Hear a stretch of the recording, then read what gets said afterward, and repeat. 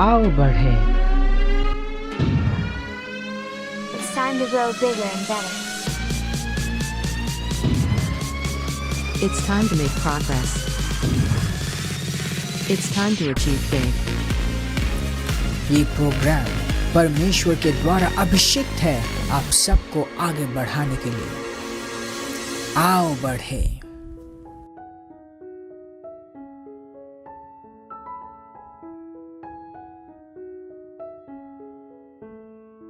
Pastor Zion. Transforming lives through the Word of God. Worth listening. Praise the Lord. Yeshu के सुंदर, भव्य और महान नाम में मैं पास्टर प्रेज आज फिर से आप सबका स्वागत करती हूँ हमारे सुंदर प्रोग्राम आओ बढ़े में, जहाँ हम परमेश्वर की इच्छा, उसके वचन और उसके ज्ञान में आगे बढ़ाए जाते हैं हमारे परमेश्वर के जन पास्टर जायन के द्वारा। बाइबल हमें भजन संहिता 119 के 105 में कहती है कि परमेश्वर का वचन हमारे पथ के लिए ज्योति है। Praise the Lord. और जब ज्योति आती है तो हर एक अंधकार मिट जाता है। Praise the Lord. आज जैसे आप अपने आप को परमेश्वर के वचन को सौंपेंगे, आप परमेश्वर के अनुग्रह में, उसके ज्ञान में और उसकी ज्योति में आगे बढ़ेंगे और आपके जीवन का हर एक अंधकार पूरी तरीके से मिट जाएगा। मैं आपसे आग्रह करूंगी कि आप इस वक्त अपना पूरा ध्यान स्क्रीन की ओर रखें और अपने पूरे परिवार के साथ इस प्रोग्राम को देखें और इसका हिस्सा लें और इससे अपने जीवन में परमेश्वर की महिमा को आते हुए देखें। Praise the Lord. Praise the Lord. Hallelujah. धन्यवाद परमेश्वर प्रभु यीशु मसीह के नाम में हम तुझे धन्यवाद देते हैं तेरे प्रेम के लिए, तेरी सुंदरता के लिए। धन्यवाद देते हैं पिता कि तेरा अभिषेक तेरे बच्चों के जीवन में कार्य करता है और तेरा अभिषेक इस प्रोग्राम के ऊपर है। इस वक्त मैं प्रार्थना करता हूँ हर एक व्यक्ति के लिए जो इस प्रोग्राम को देख रहे हैं, सुन रहे हैं और जिन्होंने अपना विश्वास जोड़ा हुआ है। ये मेरी प्रार्थना है कि उनके हृदय खुले हों, उनके कान सुनने के लिए हो और हृदय में दीनता हो कि वे विश्वास और आनंद के साथ इन वचनों को ग्रहण कर पाए। तेरा वचन जिंदगी बनाता है, महानता का निर्माण करता है और ये अनुग्रह का वचन जो इनके जीवन में आता है इस वक्त, इनका जीवन पहले जैसे ना रहे, एक संपूर्ण समाधान को पाए, दिशा को पाए, इनके डाउट्स क्लियर हो, क्लैरिटी पाए। और मैं प्रार्थना करता हूँ कि ये सब तेरी महिमा के लिए एक गवाह बनने पाए। धन्यवाद पिता प्रभु यीशु मसीह के नाम में। Amen, amen. Wow, praise God. जब हम प्रार्थना करते हैं कितना रिफ्रेशिंग होता है। पवित्र आत्मा हमारे साथ है, हमारे साथ रहकर भी वो इस तरीके से है कि वो हमारा हिस्सा है।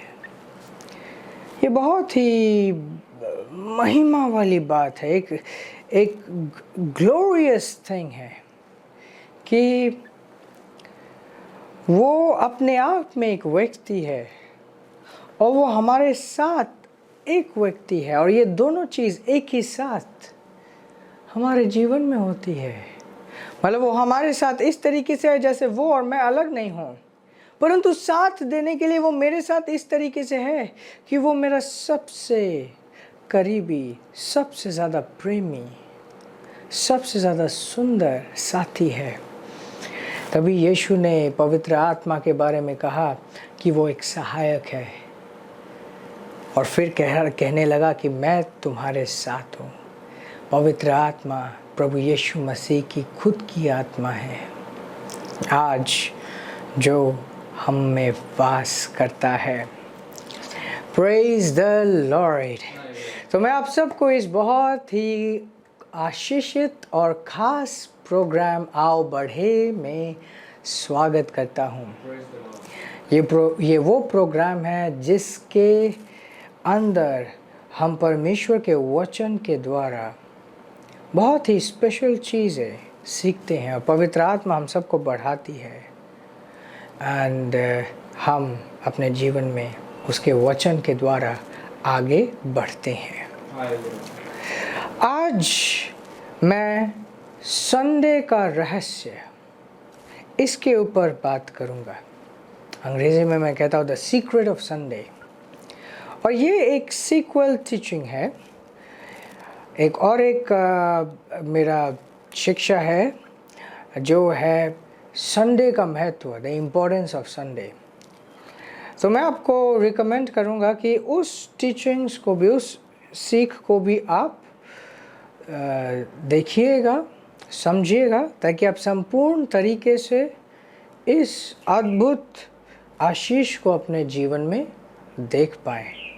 Praise God. एक पुराने नियम से एक हिस्सा मैं पढ़ूंगा, the book of Isaiah chapter 1 verse 19, King James से पढ़ता हूँ। ये कहता है, इफ ye be willing and obedient, ye shall eat the good of the land. Verse 20, ये कहता है, but if ye refuse and rebel, ye shall be devoured with the sword, for the mouth of the Lord hath spoken it. ये कहते कि अगर तुम नकारते हो मेरे वचन को, मुझे नकारते हो, तुम बलवा करते हो, तो तुम्हारा नाश हो जाएगा। परंतु अगर तुम इच्छुक हो और आज्ञाकारी हो, दो चीज़ें लिखा है, इच्छुक और आज्ञाकारी।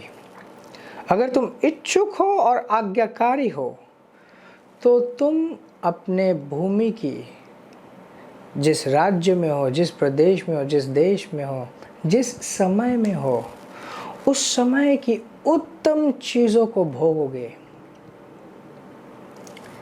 Praise God. मैं आपका ध्यान दिखाना चाहता हूँ, ये नहीं कहता कि उत्तम चीज़ों की लालसा रखो, परंतु क्या कंडीशन है? इच्छुक होना और आज्ञाकारी होना। क्या कंडीशन है? इच्छुक होना और आज्ञाकारी होना। इसी के नेक्स्ट वर्स में कहते कि अगर तुम मेरा विरोध करते हो, रिफ्यूज़ करते हो मेरे को, या तो रिबेल मतलब बलवा। अब लोग सोचते हैं बलवा करने का क्या अर्थ है। हम शारीरिक सोच में आ जाते हैं कि अच्छा, बलवा करने का मतलब तो वही है जैसे किसी के विरोध जाके कुछ करना। परंतु आत्मिक समझ रखने वाले इस बात को समझते हैं कि बलवा सिर्फ वो शारीरिक बलवा नहीं है, कुछ और ही है। थोड़ा सा समझाना चाहता हूँ। बहुत बार ऐसा होता है कि आप समझ के नहीं समझना चाहते, या तो एक व्यक्ति सुन के नहीं सुनना चाहता, जानबूझकर वो इग्नोर करता है क्योंकि उसे वो पसंद नहीं है। हालांकि कोई भी ऐसी चीज़ नहीं है कि जो हमें पसंद ना आए, क्योंकि परमेश्वर का हर एक चीज़ हमारे हित में होता है। वो हमें इतना प्रेम करता है, उससे ज़्यादा कि हम ना अपने आप को कर पाए। हमें इतना प्रेम करता है, हम उसके हाथ के बनाए हैं, उसका खजाना है हम। यीशु ने एक दृष्टांत के रूप में समझाया कि एक व्यक्ति ने एक ज़मीन में एक खजाने को देखा और उसने अपना सब कुछ बेचकर उस खजाने को उस पूरे ज़मीन को खरीद लिया, परंतु उसकी दिलचस्पी उस खजाने के लिए थी। वो खजाना कौन है? हम जो विश्वासी हैं। और पूरी ज़मीन क्या है? हर एक व्यक्ति, पूरा मानव जाति। जब प्रभु यीशु मसीह हम सब के लिए मरे, वो सिर्फ चुनिंदा मसीहों के लिए नहीं मरे, पूरे मानव जाति के लिए मरे। परंतु उनकी दिलचस्पी उन लोगों के लिए था जो इस बलिदान की समझ रखकर उद्धार को प्राप्त करेंगे, इस पवित्र सहभागिता में प्रवेश करेंगे, परमेश्वर के पितृता में आएंगे और परमेश्वर के साथ एक हो जाएंगे। ये उसके लिए खजाना था कि हाँ, मैं सबके लिए बलिदान देता हूँ, परंतु मेरी दिलचस्पी उनके लिए है जो मेरे साथ एक होने वाले हैं। मैं सबको प्रेम करता हूँ, परंतु उनमें से जो लोग मेरे साथ एक होंगे उनमें मेरी दिलचस्पी है। Praise God, praise God. मैं कह रहा था बलवा का क्या अर्थ है? समझ के ना समझना। और यहाँ पे बलवा कौन करता है? एक व्यक्ति जो अविश्वासी है वो बलवा कर ही नहीं सकता। बलवा वो करता है जिसके पास कोई है बलवा करने के लिए। जिसके पास बलवा करने के लिए कोई है ही नहीं, वो कैसे बलवा करेगा? और ये जो कह रहा है कि अगर तुमने मेरी बातों को ठुकराया, वर्स 10, आइज़ाया चैप्टर 1 वर्स 10 में कहते हैं कि अगर तुमने मेरी बातों को ठुकराया, इसका क्या अर्थ है? कि उनके पास वो बात आए, और वो कौन है? विश्वासी। विश्वासी, जब तक एक व्यक्ति विश्वास नहीं करता, परमेश्वर की योजना रहती है। परमेश्वर के स्वर्गदूत, परमेश्वर के लोग उसके आसपास आते हैं उसको दिशा दिखाने के लिए, उस तक सुसमाचार पहुंचाने के लिए। परंतु जब एक व्यक्ति मसीह में आ गया, परमेश्वर के साथ जुड़ गया, तब परमेश्वर का वचन उसके जीवन में आता है, तब परमेश्वर उससे रिलेट करना चाहता है। और उस वक्त वो कहते हैं कि अगर तुमने रिबेल किया, सबसे पहली बात, एक बहुत बड़ा अनुग्रह है कि हम मसीह में उद्धार को पाए हैं, परमेश्वर में आने पाए मसीह में। एंड देन उससे भी बड़ा सौभाग्य है कि परमेश्वर हमसे एक में रिलेट करता है, पर्सनली हमसे बात करता है, हमें समझाता है, हमें राह दिखाता है। और परमेश्वर नहीं चाहता कि हम किसी भी चीज़ को इग्नोर करें, किसी भी चीज़ को समझने से इनकार करें। एंड एक छोटी बात मैं आपको कहना चाहता हूँ, जिस वक्त आप अपने शरीर को छोड़ेंगे, आप पाएंगे कि बहुत सारी इच्छाएं, बहुत सारी सोच, बहुत सारी समझ, वो तो कभी आपकी ही नहीं थी। वो आपके इस नश्वर या तो इस मांस के शरीर की सोच थी। आप कौन हो? आप परमेश्वर की संतान हो। आप में क्या है? परमेश्वर की आत्मा, परमेश्वर का बीज, परमेश्वर का स्वभाव। इसलिए वचन कहता है कि यदि कोई मसीह में है वो पाप करता नहीं है, क्योंकि परमेश्वर का बीज उसके अंदर वास करता है। और यही तो बात है कि हम जब मसीह में जन्मते हैं, हम शिशु अवस्था में होते हैं और धीरे धीरे हमें मसीह में चलते हुए, पवित्र आत्मा के साथ रिलेट करते हुए और उन रास्तों में चलते हुए, जैसे परिवार के साथ हिस्सा लेना, परिवार मतलब चर्च में हिस्सा लेना, चर्च को अपना घर बनाना, एंड उसमें अपने आप को मौका देना, चर्च को मौका देना, चर्च के पास्टर को मौका देना कि आपको वो बढ़ा पाए, आपको वो समझा पाए, आपके सोच को वो प्रोग्रेसिव बना पाए, बदल पाए, रिन्यू कर पाए, अपडेट कर पाए, ताकि दुनिया का जो कीचड़ का सोच है वो धुल जाए। आप जो मसीह में हो, आप पाप से धुल चुके हो, परंतु ये शरीर अभी भी उस पुराने दुनिया के साथ, उस पुराने जीवन के साथ रिलेट करता है, और परमेश्वर उसी को रिफाइन करता है। प्रेज़ गॉड, उसी को रिफाइन करता है। और परमेश्वर कहता है कि सिर्फ इच्छुक रहो और ओबीडिएंट रहो। ओबीडियंट मतलब आज्ञाकारी रहो। अब सेम चीज़ मैं नए नियम से दिखाऊंगा जहाँ पर खुद प्रभु यीशु मसीह ये बात कर रहे थे।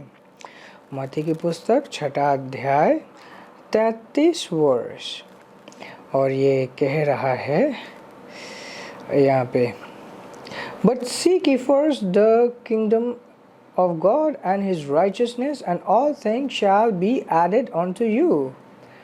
वो कहता है कि seek ye first the kingdom of God, परमेश्वर की राज्य को प्राथमिकता दो, and his righteousness, और उसकी सहिता को प्राथमिकता दो। उसके लिखा है and all these things shall be added unto you, और ये सारी चीज़ें कौन सी चीज़ें? थोड़ी ही देर पहले वो कह रहा था कि ये चिंता मत रखोगे, क्या पहनोगे, क्या खाओगे, क्या करोगे। Isn't the same line? ये पृथ्वी की सारी चीज़ें, चाहे पृथ्वी का शौर्य हो, पृथ्वी की सामग्री हो, आपके ज़मीन के, आपके भूमि का उत्तम चीज़, हर एक चीज़ आपके साथ जोड़ दिया जाएगा। कंडीशन क्या रखा है यहाँ पे? सेम, प्रभु को प्राथमिकता दो, प्रभु को प्राथमिकता दो। यहाँ पे लिखा है एंड हिज राइचियसनेस।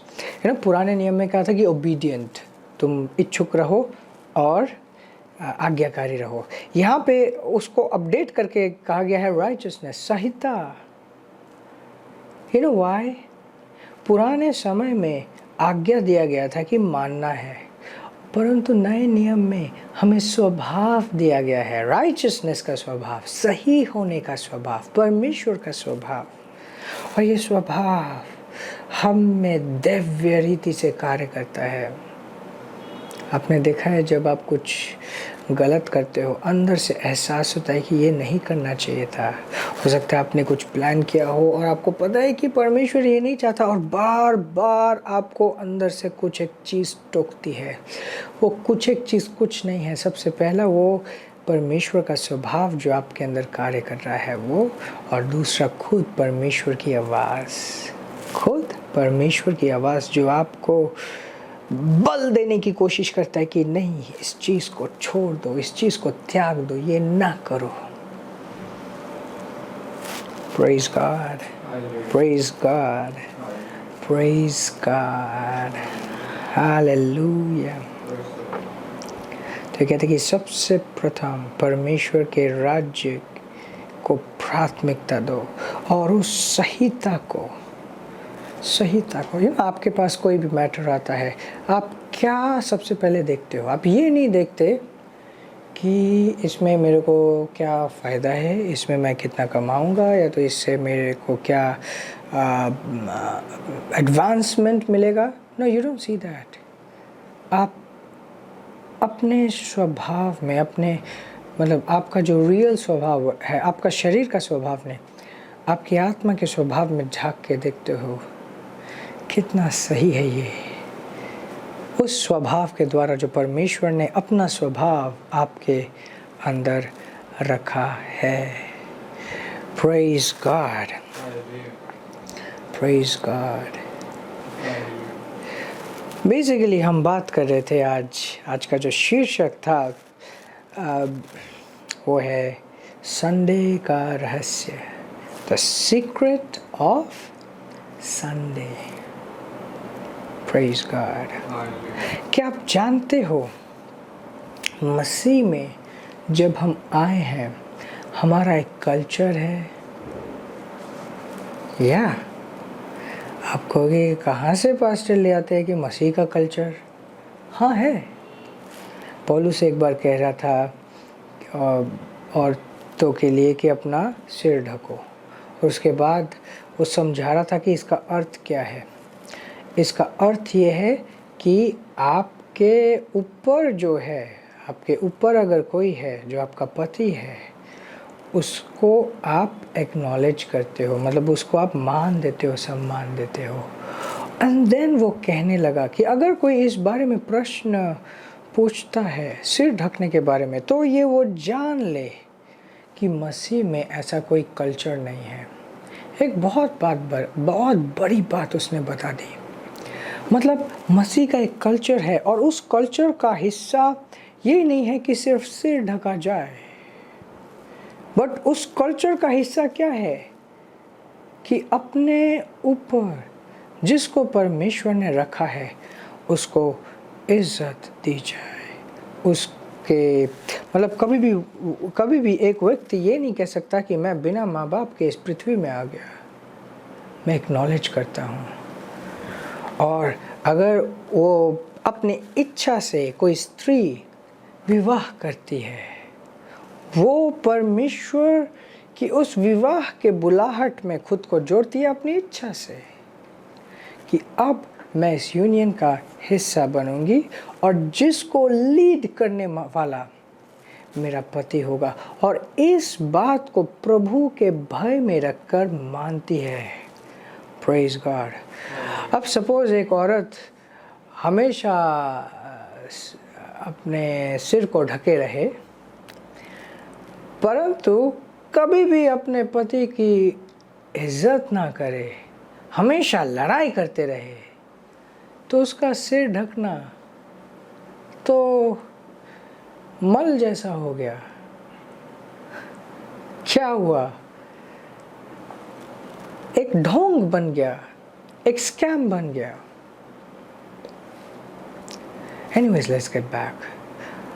अब्राहम को जब परमेश्वर ने बुलाया, अब्राहम को एक कहा कि तू यहाँ से निकल, तू यहाँ से निकल, अपने गोत्र को छोड़कर, अपने ज़मीन को छोड़कर, मैं तुझे ले जाऊँगा अपने ज़मीन में, एक वायदे की जगह मैं तुझे बढ़ाऊँगा। And that was like Abraham को सब कुछ उसने सब कुछ छोड़ दिया, अपनी पुरानी चीज़ें छोड़ दी, और परमेश्वर की ताजगी में उसकी आवाज़ के साथ वो बढ़ने लगा। And this is one of our culture. जब हम मसीह में आते हैं, ये फ़र्क नहीं पड़ता कि पहले कितने कमज़ोर थे या पहले हमारा क्या स्टेटस था। हम पुरानी बातों को भूलकर, पुराने कमज़ोरियों को भूलकर, पुराने आइडेंटिटीज़ को भूलकर हम परमेश्वर की छवि को स्वीकारते हैं। परमेश्वर की छवि को हम स्वीकारते हैं, और उसके कल्चर को हम समझते हैं, उसके कल्चर को हम अपना बनाते हैं। अपना परिवार, हमारा जन्म होता है परमेश्वर के परिवार में, परमेश्वर के परिवार को हम अपना मानते हैं। Praise God. Isn't it so amazing कि अचानक से अंधकार के राज्य से हम ज्योति के राज्य के सिर्फ नागरिक नहीं बने, हम ज्योति के राज्य के परिवार का हिस्सा बन गए हैं। And it's so wonderful. परमेश्वर कहता है कि, परमेश्वर का वचन कहता है कि हम उसके साथ एक देह हैं, जिस देह का सिर प्रभु यीशु मसीह है। Praise God, praise God, praise God. And इसी कल्चर का एक बहुत इम्पोर्टेंट भाग है संडे को महत्व देना। संडे का महत्व देना। संडे क्या है? प्रभु का दिन, वो दिन जिस दिन प्रभु यीशु मसीह दोबारा जी उठे, प्रभु यीशु मसीह ने मृत्यु को हराया। Praise God. ये सिर्फ चर्च सर्विस नहीं है, ये सिर्फ वो दिन नहीं है जब हम जाके प्रचार सुनते हैं। सिर्फ नॉट लाइक दैट। ये सिर्फ प्रचार सुनने का दिन नहीं है, वरन ये वो दिन है जब हम याद करते हैं कि किस तरीके से अद्भुत रीति से परमेश्वर ने हमें सामर्थ्य दिया मृत्यु के ऊपर, अंधकार के ऊपर, और उसने हमें चुना, उसने हमें चुना। इसलिए आप देखेंगे कि वे लोग जो संडे को महत्व देते हैं अपने जीवन में बहुत आगे बढ़ते हैं। अब एक बात मैं बताना चाहता हूँ, संडे को महत्व देना सिर्फ ये नहीं कि किसी तरीके से टाइमली चर्च पहुँच जाना। आप इस दिन का इंतज़ार करते हो। इनफैक्ट एक जगह हम देखते हैं पौलुस कहते हैं कि हर एक दिन हम ऑफरिंग देते हैं, बट उसे बचा के रखो ताकि संडे को लेके आओ। जिस दिन हम मिलेंगे एक साथ, उस दिन वो दिन हम सेलिब्रेट करेंगे कि प्रभु दोबारा जी उठा, और अब क्योंकि वो जी उठा हम मसीह में कौन हैं, हम अपनी गवाहियाँ देते हैं, परमेश्वर के रहस्यों को उसके वचन से पवित्र आत्मा के द्वारा सीखते हैं, समझते हैं, और बाकी के हफ्ते उस ताजगी को लेकर हम फैलते हैं। Praise God, praise God, praise God। ये जो विषय है, संडे का विषय, ये इतना विशाल है कि शुरुआत करते करते ही समय समाप्त हो जाता है। परंतु मुझे यकीन है आपने बहुत सारी चीज़ें सीखी हैं, समझी है, जानी है, और एक नए जोश के साथ आप अपने जीवन में निर्णय कर रहे हो कि आज के बाद मैं कभी भी संडे को छोटा नहीं समझूंगा। कभी ऐसा ना करे कि सैटरडे का प्लान ऐसा बनाए कि संडे आप चर्च ना जा पाए।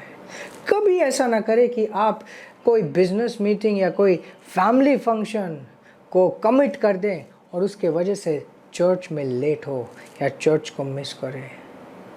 That's foolishness. वो क्या है? मूर्खता है। Never do that. इसी के साथ मैं आपको मौका देता हूँ प्रभु को आदर करने के लिए। हमेशा जब हम प्रभु के साथ संगति करते हैं, उसके वचन के साथ प्रभु के पास आते हैं, अपने साथ एक भेंट लेके आते हैं प्रभु को आदर देने के लिए। आपके घर में कोई आता है, आप उसे चाय पिलाते हो, इसलिए नहीं क्योंकि उसने अपने जीवन में चाय नहीं पिया, इसलिए क्योंकि उसका मान करते हो। और कोई ऐसा व्यक्ति आता है जो आपके लिए ज़्यादा महत्व नहीं है, उसके लिए गेट भी नहीं खोलते आप, बस जैसे डिलीवरी के लिए आया, बस ले लिया, कर दिया। Not like that. प्रभु आपके जीवन में इम्पोर्टेंट है ना है। मुझे यकीन है कि परमेश्वर ने आपने बात किया है, सो कंप्लीट इट, इसको पूरा करें विथ योर ऑफरिंग्स। मैं प्रार्थना करता हूँ आपके लिए। धन्यवाद पिता, यीशु मसीह के नाम में। तो सुंदर है, अच्छा है। इन सारे भाइयों बहनों के लिए मैं प्रार्थना करता हूँ, तेरा हाथ इनके ऊपर बना रहें, ये आगे बढ़ते रहें। और मैं इस वक्त उन लोगों के लिए प्रार्थना करता हूँ जो विश्वास के स्टेप्स ले रहे हैं, जो अभी अपने ऑफरिंग्स को रिलीज़ कर रहे हैं, विश्वास के साथ जो कर रहे हैं इस वक्त। मैं प्रार्थना करता हूँ कि उनका जीवन पहले जैसे ना रहे, और हक के साथ तो इनके फाइनेंसेस में, इनके जीवनों में कार्य करता है। और हम जो तुझे देते हैं इसलिए नहीं देते क्योंकि हम तुझसे कोई डील करना चाहते हैं, हम इसलिए देते हैं तुझे क्योंकि हम तुझसे प्रेम करते हैं, तुझे आदर दे रहे हैं। धन्यवाद परमेश्वर, पूरे हृदय के साथ हम तुझे देते हैं यीशु मसीह के नाम में। आमेन, आमेन। आशीषित रहें और आगे बढ़ते रहें। Praise God. I have the joy, joy, joy, joy done in my heart. Where? Done in my heart. Done in my heart. I have the joy, joy, joy, joy done in my heart. Where? Done in my heart. Done in my heart. I have the pieces past the understanding done in my heart. Where? Done in my heart. Done in my heart. I have the pieces past understanding done in my heart. Where? Done in my heart. Done in my heart. This program is brought to you by Ambassadors of Zion Church. Making the world a better place.